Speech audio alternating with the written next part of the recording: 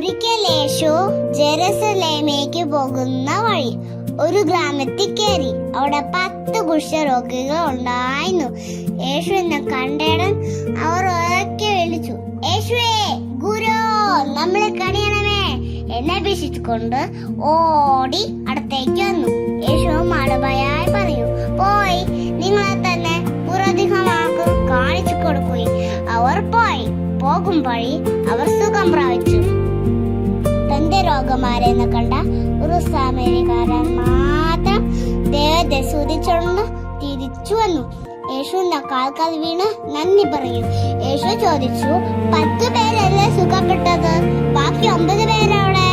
ഈ വിജാതിയല്ലാതെ മറ്റാർക്കും തിരിച്ചു വന്ന് ദൈവത്തെ മഹത്വപ്പെടുത്തണം എന്ന് തോന്നിയില്ലേ? ശേഷം യേശു അയാളെ പറഞ്ഞു, എഴുന്നേറ്റ് പോയിക്കൊള്ളുക, നിന്റെ വിശ്വാസം നിന്റെ രക്ഷിച്ചിരിക്കുന്നു. നമ്മളെപ്പോഴും നന്ദി പറയണതായിരിക്കണം എന്നാണ് യേശു പറയുന്നത്. നമ്മുടെ ജീവിതത്തിലെ ഓരോ നിമിഷങ്ങളും സന്തോഷം നിറഞ്ഞാവട്ടെ, സങ്കടം നിറഞ്ഞാവട്ടെ, എല്ലാത്തിനും ദൈവത്തോട് നന്ദി പറയാം. നമ്മെ സഹായിക്കുന്നവരോടും നന്ദി പറയാം. ദൈവമേ നന്ദി.